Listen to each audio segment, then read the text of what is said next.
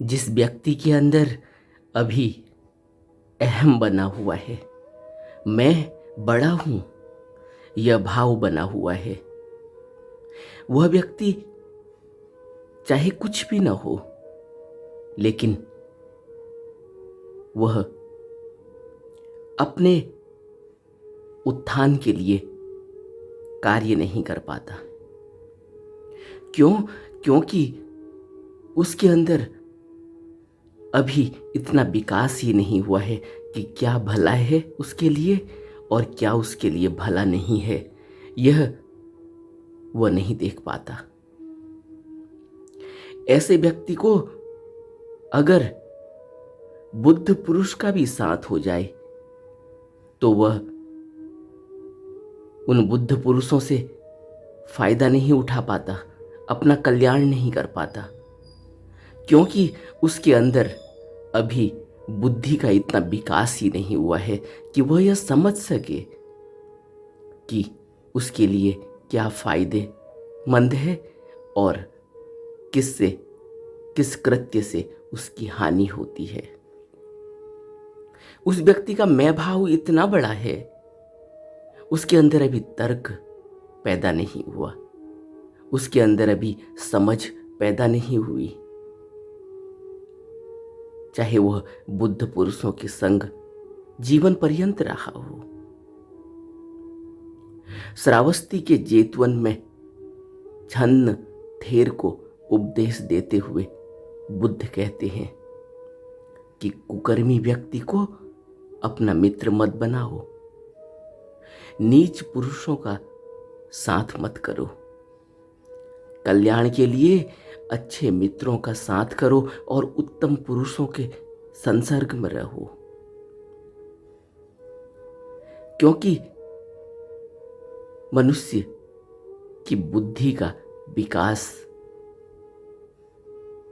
तब होता है जब वह अपनी तरफ देखता है, जब वह अपने कल्याण के लिए, अपने भले के लिए, अपने उत्थान के लिए प्रयासरत रहता है।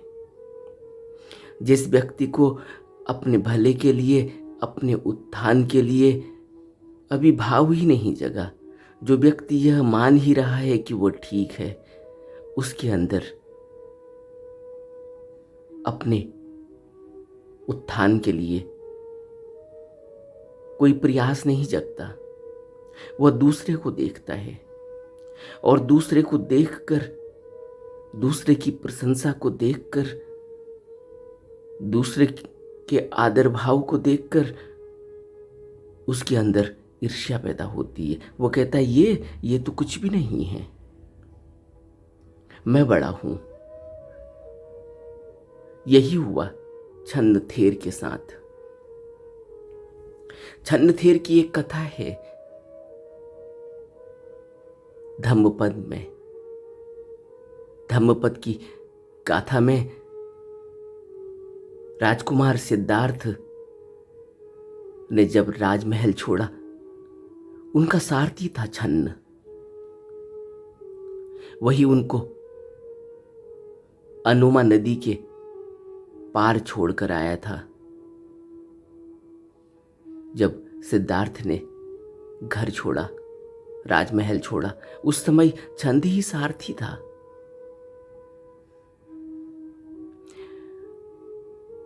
और जब सिद्धार्थ ने गहन तपस्या करी और वो बुद्ध बन गए, लोग उनकी स्तुति करने लगे, लोग उनका सत्संग सुनने लगे, लोग उनका संग साथ करने लगे और धम्म की शरण लेने लगे, संघ की शरण लेने लगे, बुद्ध की शरण लेने लगे। तो काफी भिक्षु इकट्ठा हो गए।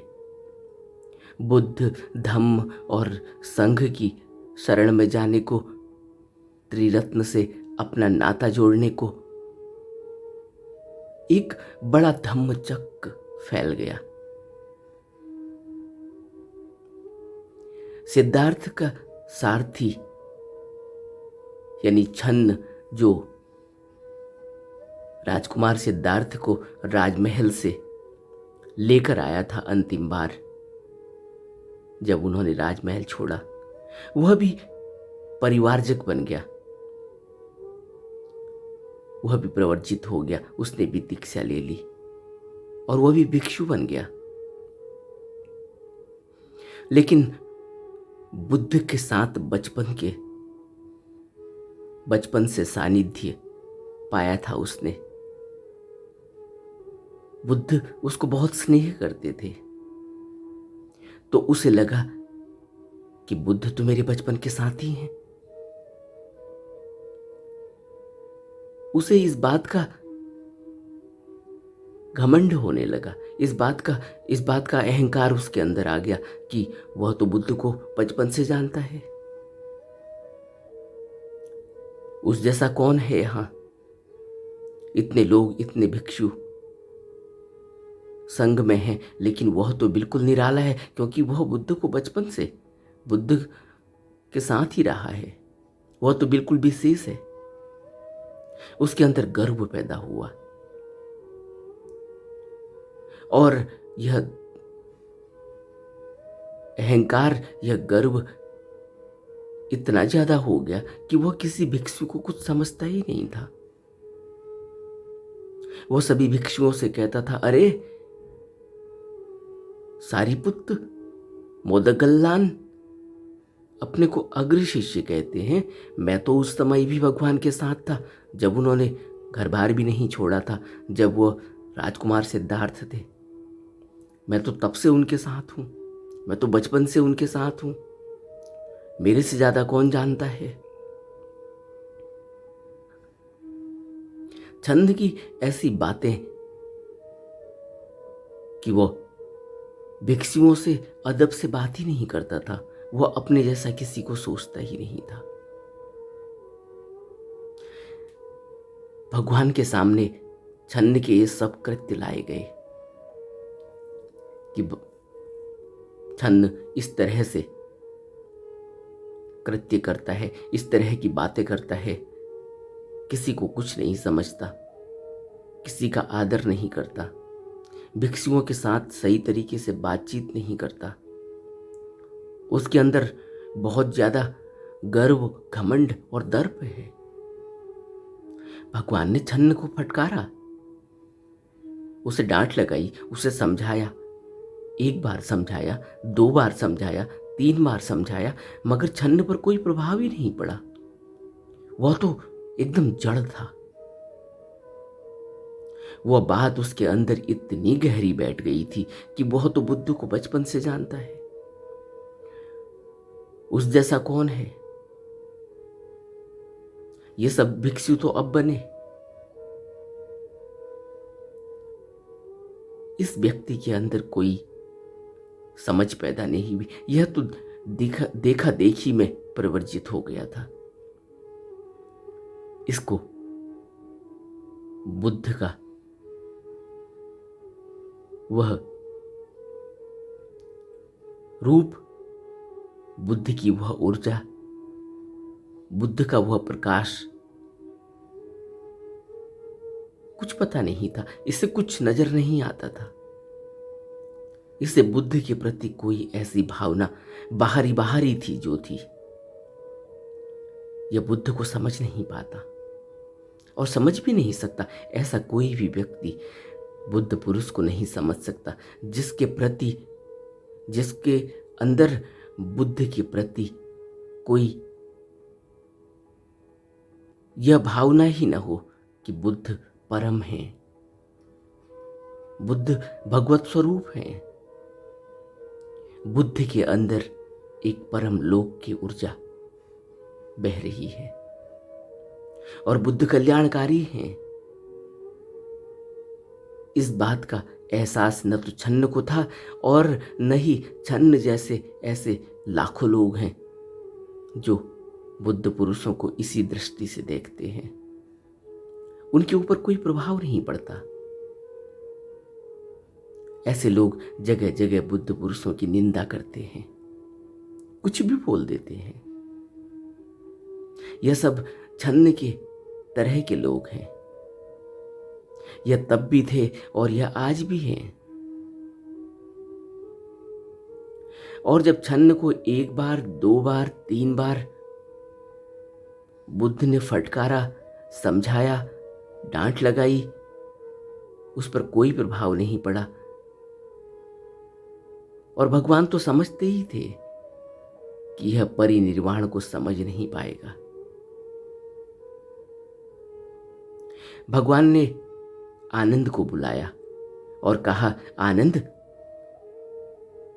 छन्न ऐसे नहीं मानेगा, इसको ब्रह्म दंड दो। बुद्ध के संघ में ऐसे नियम बनाए गए थे। बुद्ध का एक शासन था, यह भी एक शासन की तरह चलता था। यहाँ भी पूरा कॉन्स्टिट्यूशन बना हुआ था, पूरा संविधान था कि किसके साथ किस तरह का व्यवहार करना है, कौन किस तरह से किन नियमों का पालन करेगा। उन नियमों का पालन, अगर उन नियमों का पालन नहीं किया जाएगा तो उसको क्या सजा दी जाएगी, किस तरह से उसके साथ व्यवहार और बर्ताव किया जाएगा। पूरा एक संविधान बना हुआ था। अगर हम इतिहास पर नजर डालेंगे तो हमें पता चलेगा कि बुद्ध के वक्त भी एक बहुत बड़ा उनका एक आंतरिक संविधान था। उसी तरह से उन नियमों पर पूरा संघ चलता था। तो बुद्ध ने आनंद को बुलाया और उसको बोला, आनंद को कहा कि इसको ब्रह्म दंड दो, एक ऐसा दंड जिसमें दंडित किए जाने वाले व्यक्ति से कोई बात नहीं करता, व्यवहार नहीं करता, उसकी उपेक्षा की जाती है। इसी संदर्भ में भगवान ने धम्मोपदेश भी दिया और बताया कि दुष्कर्म करने वाले मित्र का साथ नहीं करना चाहिए। जो भलाई चाहता है, भला चाहता है, कल्याण चाहता है, ऐसे मित्र के साथ रहें, ऐसे उत्तम व्यक्ति की संगति करनी चाहिए।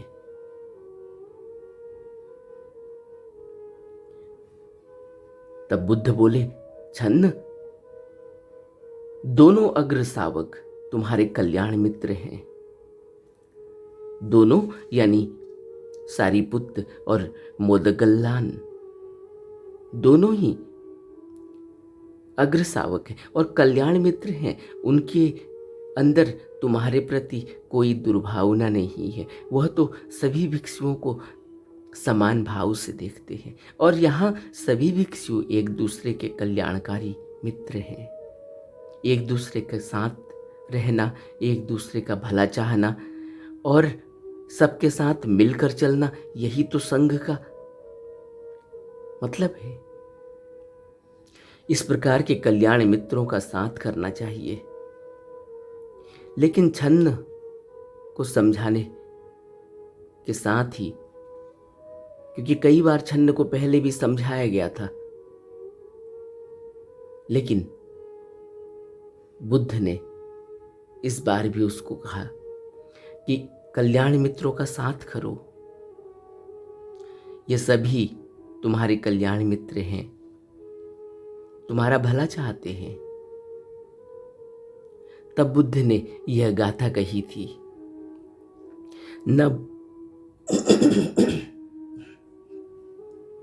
न भजे पाप के मित्ते, न भजे पुरी साध में, भजेत मित्ते कल्याणे, भजेत पुरी सुत्त में। बुरे मित्रों का साथ न करें और नहीं जो अधर्म पर चलते हैं ऐसे पुरुषों की संगति करें। न भजे पाप के मित्ते, न भजे पुरी साध में, भजेत मित्ते कल्याणे, कल्याण मित्र का साथ करना चाहिए। भजेत पुरी सुत्त में, उत्तम पुरुषों की संगति करनी चाहिए। क्योंकि जिस व्यक्ति के अंदर दूसरे के प्रति कल्याण का भाव नहीं है, दूसरे के प्रति सद्भावना का भाव नहीं है, ऐसे व्यक्ति से कोई फायदा नहीं होता, बल्कि नुकसान हो जाता है। धर्म की राह में नुकसान हो जाता है, क्योंकि संगत का बहुत बड़ा असर है। इसीलिए बुद्ध ने संघम शरणम गच्छामि पर जोर दिया। एक अच्छा संघ चाहिए, एक अच्छा संग साथ चाहिए, एक अच्छा कल्याणकारी मित्र चाहिए जो हमें धर्म की राह पर चलने में मदद करे।